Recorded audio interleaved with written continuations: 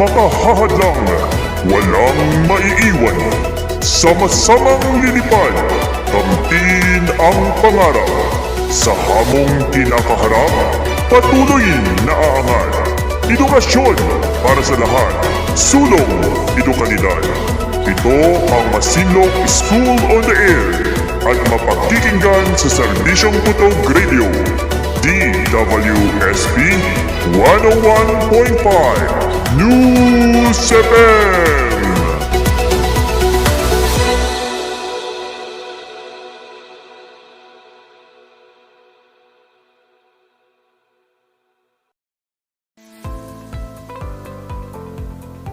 Abot kamay ang pangarap sa edukasyon para sa lahat. Sulong Edukalidad. This is Department of Education, Schools Division of Zambales, Masinloc District. And you are listening to Masinloc on the Air in collaboration with Serbisyong Putog Radio, DWSP 101.5 News FM. Hello, dear learners in grade 5. I am teacher Francine Jamili Figueres of Culiat Elementary School, and I will be your virtual teacher for quarter 4, week 1. Make sure that you have your alternative delivery mode module on describing how rocks turn into soil, pen and paper to write your answers and take down notes the important details of our lesson. It is hard to believe, but the tiny grains of sand you see at the beach were once part of giant boulders. Over many years, these huge rocks were broken down into smaller pieces in a process called weathering. The factors that cause breaking down the rocks include water, wind, temperature, plants, animals, and humans. Have you ever visited or seen in pictures the rock formation in Minalungaw National Park in Nueva Ecija? The breaking of rocks results in the formation of soil and different landforms. That is why we have amazing rock formations in the Philippines. After going through this module, you are expected to, number 1, define weathering. Number 2, identify the different factors of weathering. And number 3, describe how rocks turn into soil. To test your prior knowledge, try to answer the following questions. Number 1, it is the breaking down of rocks into smaller pieces. A, erosion. B, flooding. C, runoff. D, weathering. The answer is letter D. Number 2, a type of weathering that involves change in the composition of rock that allows them to break down into pieces. A, chemical. B, deposition. C, erosion. D, mechanical. The answer is letter A. Number 3. What do you call the process by which humans extract stones or rocks from a quarry by digging or blasting? A, drilling. B, flattering. C, plowing. Or D, quarrying. The answer is letter D. Number 4. What will happen to a rock when it exposed to high temperature? A, it will sink. B, it will expand. C, it will contract. D, it will evaporate. The answer is letter B. Number 5, which of these factors can bring about mechanical weathering? A, acids. B, carbonation. C, oxidation. D, wind. The answer is letter D. Number 6. How can water make rocks break? A, it makes the rock to contract. B, the color of water breaks the rock. C, The abundance of coral reefs break the rock, or D. The strong waves that hit the rocks can break them. The answer is letter D. Number 7. What is mechanical weathering? A. It is a process where rocks are chemically changed. B. It is a process where rocks are broken down by oxidation. C. It is a process where rocks are worn away from acids in plant roots. D. It is a process where rocks are physically broken into smaller pieces. The answer is letter D. 8. What is chemical weathering? A. It is the change in appearance of rocks. B.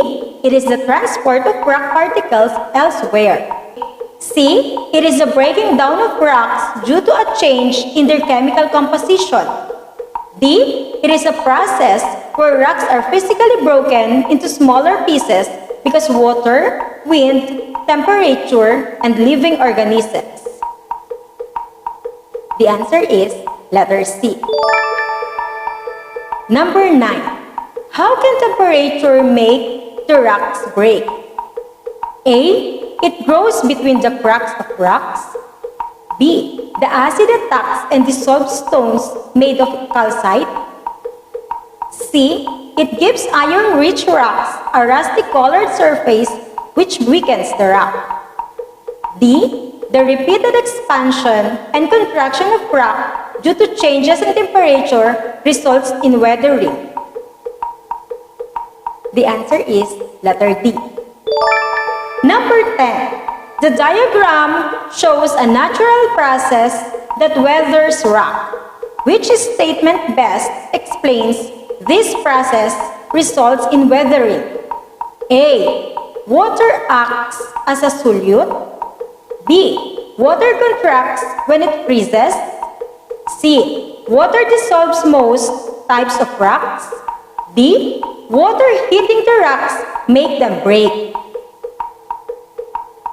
The answer is letter D. Now, let's proceed with our discussion. Describe how rocks turn into soil. Soil is formed by the combination of physical, chemical, and biological processes in which huge rocks are broken down into smaller pieces over a long period of time. This process is called weathering. There are two main types of weathering: mechanical weathering and chemical weathering. In grade 4, you have learned the three main types of soil and the different layers of soil. Below is a vocabulary word list with missing letters. Read the definition to complete the words. Write your answers on a separate sheet of paper. Number 1. These are broken small pieces of rocks caused by weathering that cover the land part of the earth. The answer is soil. Number 2. These are organic materials that can be seen in the topsoil.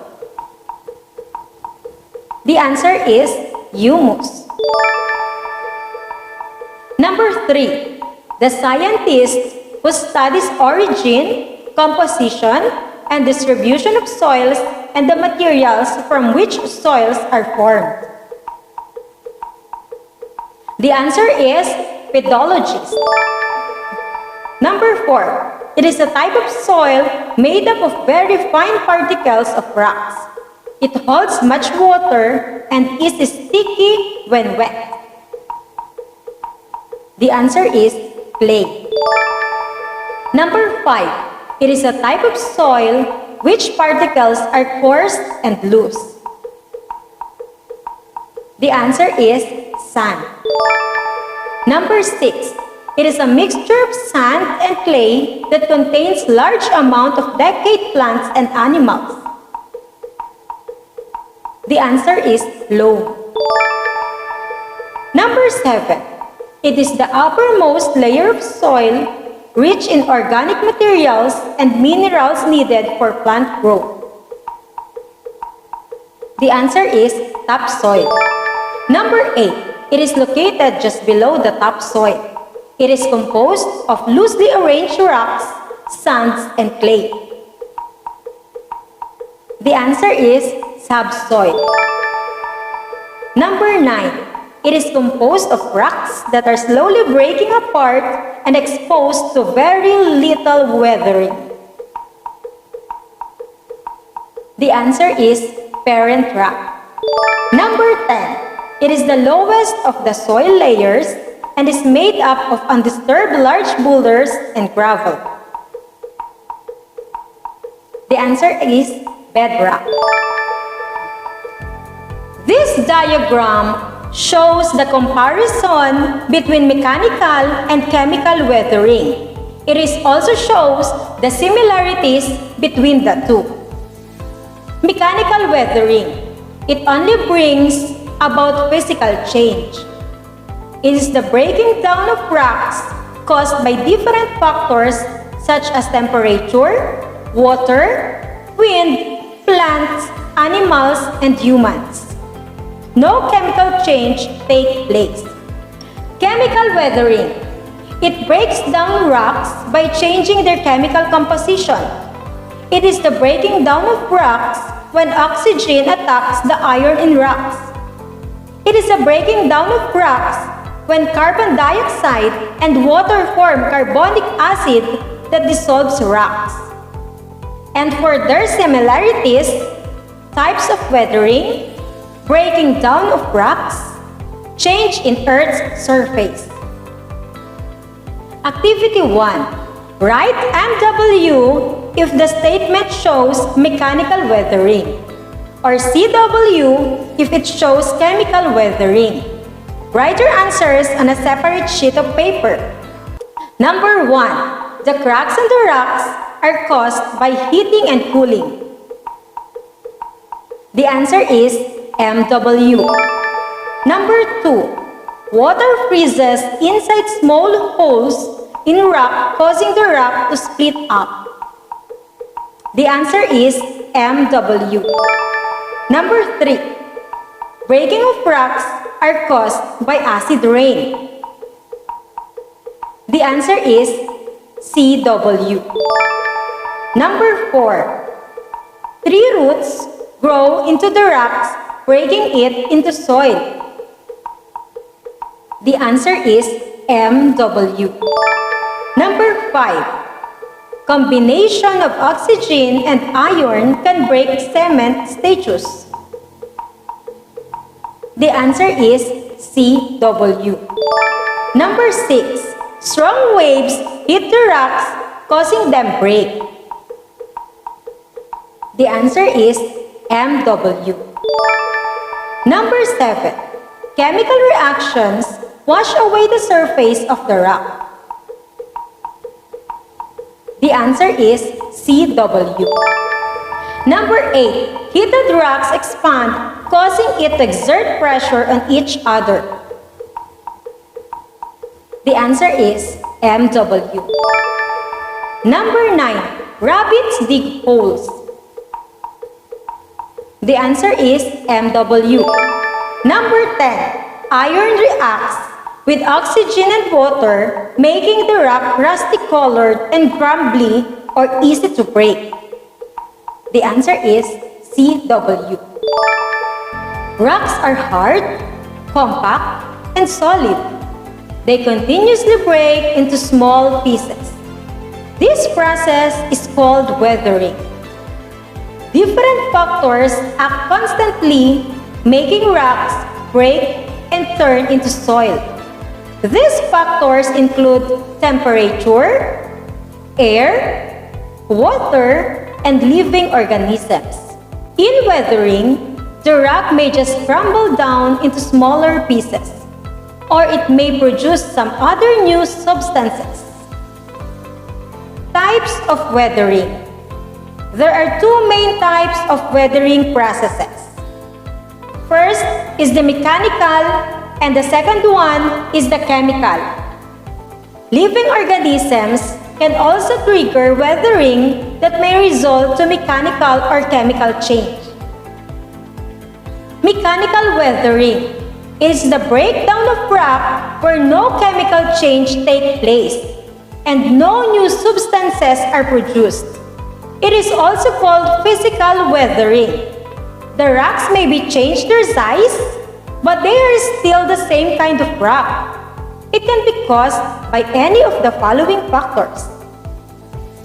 Number 1, temperature. Surface rock is heated by the sun. During the day, the rock expands.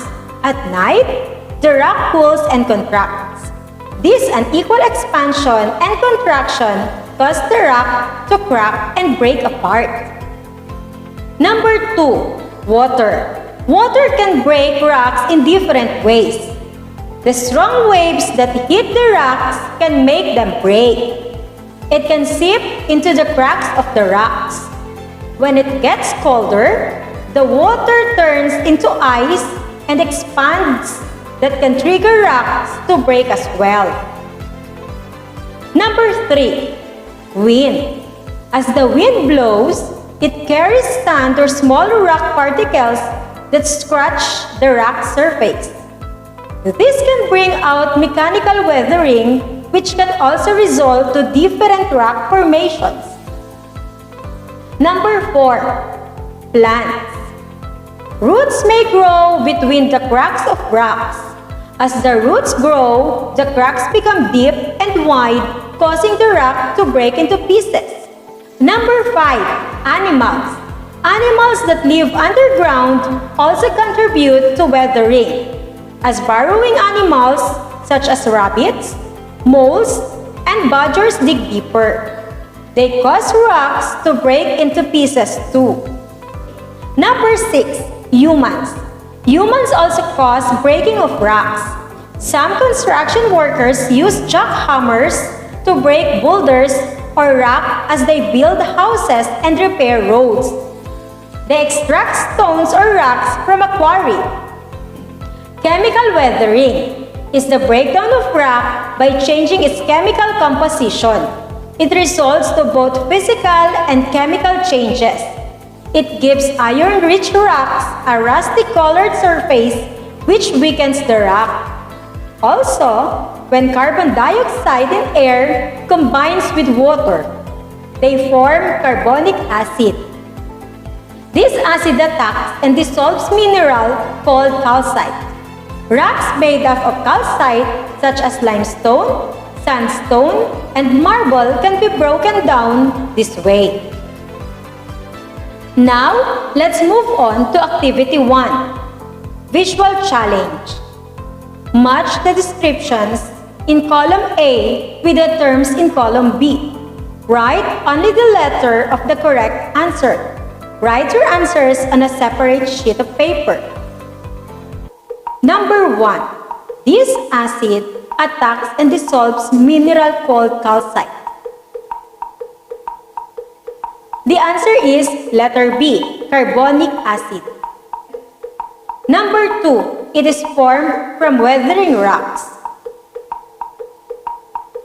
The answer is letter H, soil. Number 3. In this weathering process, only the physical appearance of rocks changes. The answer is letter E, mechanical weathering. Number 4. It is the process of breaking down of rocks into smaller pieces. The answer is letter K, weathering. Number 5. It is the process where change in chemical composition of rocks takes place. The answer is letter C, chemical weathering. Number 6. They live underground and contributes to weathering by burrowing and digging. The answer is letter A, burrowing animals.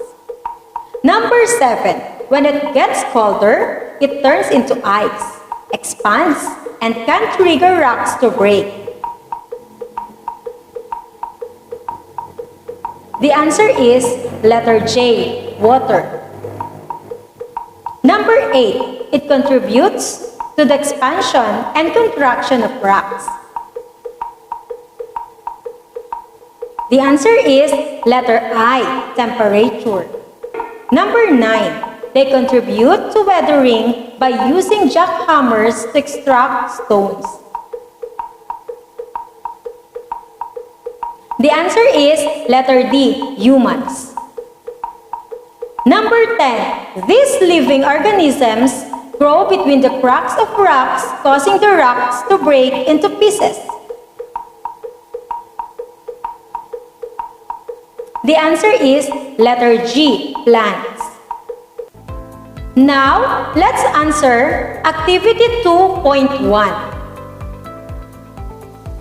Find the 5 words in the puzzle that are related to weathering. Write your answers on a separate sheet of paper.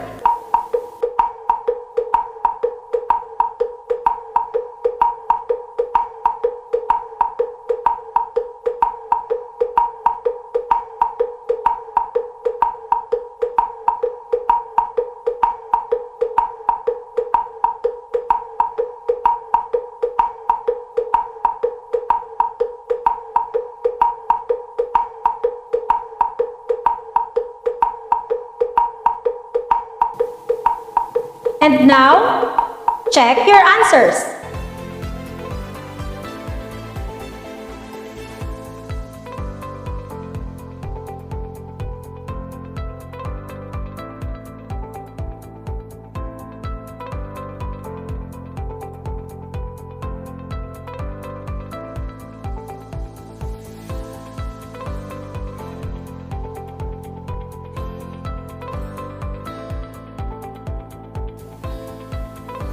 Activity 2.2. Complete the diagram by identifying the different factors involved in weathering. Write your answers on a separate sheet of paper.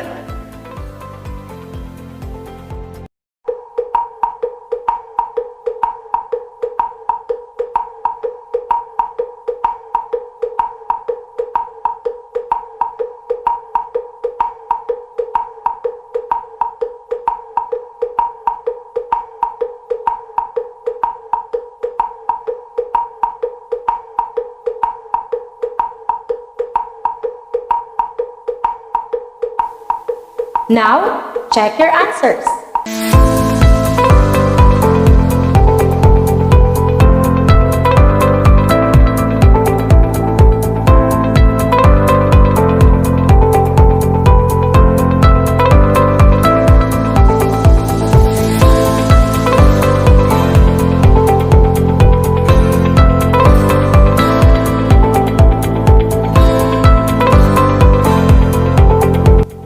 Activity 3. Fill in the box to complete the concept map about weathering. Choose your answers from the words inside the ribbon below and write them on a separate sheet of paper.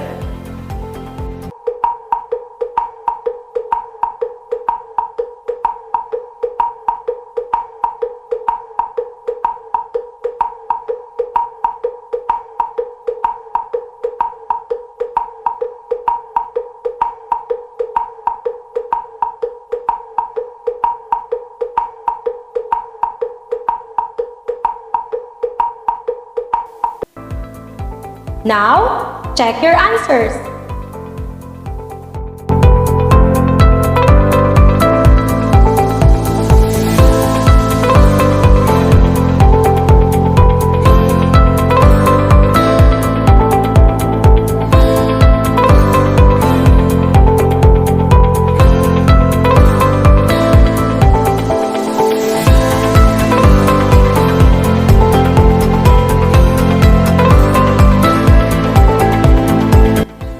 What have you learned? Complete the paragraph by filling in the blanks with the appropriate terms found inside the box below. Write your answers on a separate sheet of paper. Rocks continuously break into small pieces over the years. This process is called blank. The two main types of weathering are blank and blank. Mechanical weathering is caused by factors such as water, wind, temperature, humans, plants, and blank. Chemical weathering occurs when carbon dioxide in air combines with water forming blank. This acid attacks and dissolves mineral called calcite.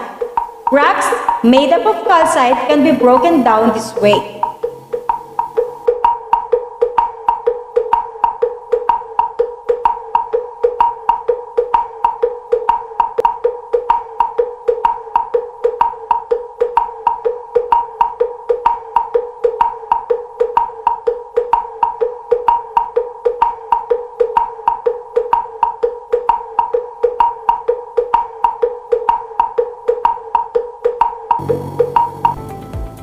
Check your answers.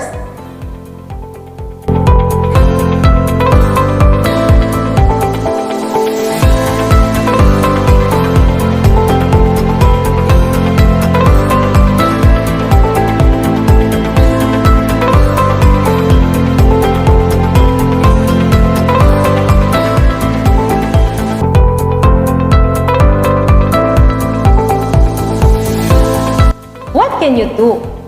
Here are the two pictures, Mountain A and Mountain B. Mountain A is 4,900 feet tall. Mountain B is 19,280 feet tall.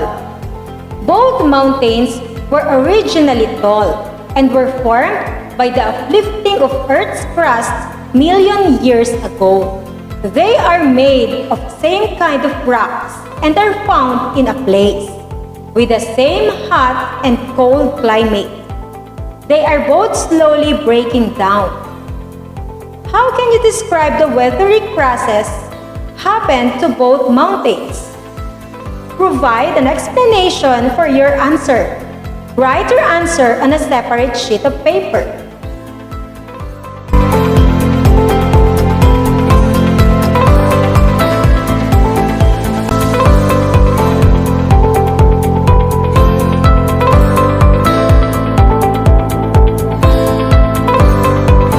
Here's the rubric.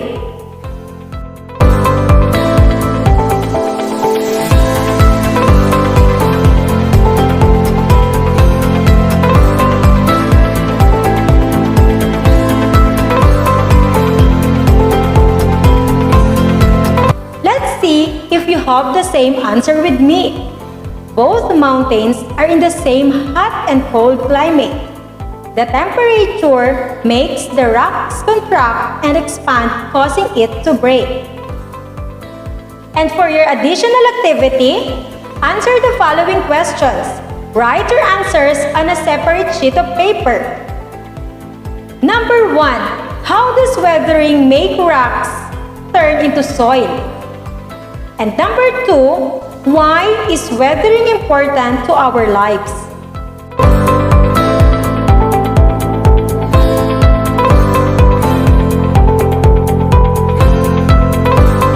And here is the rubric for your activity.